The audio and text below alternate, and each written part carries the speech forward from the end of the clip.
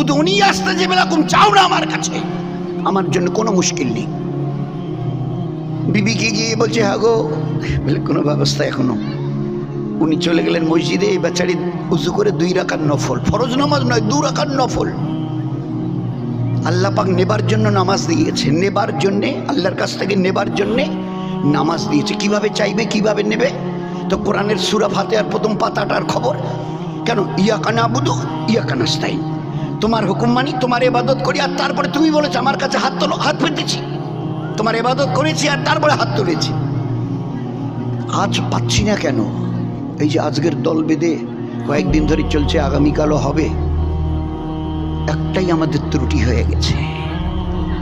আর যে ত্রুটিটার জন্য দোস্ত, এর চাইতে বোধহয় লজ্জার আর দুঃখের আমাদের জন্য কিছু নেই। হাই রোডের উপর দিয়ে করতে হবে, দিতে হবে, এটাকে উঠাতে হবে, তুলতে হবে। খোদার কসম খেয়ে, লক্ষবার কসম খেয়ে বলছি, এ আমাদের জীবন ছিল না।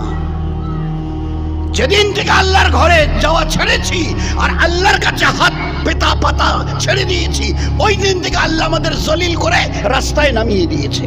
যাও গিয়ে রাস্তায় দাঁড়িয়ে এবারে খুব আওয়াজ লাগাও।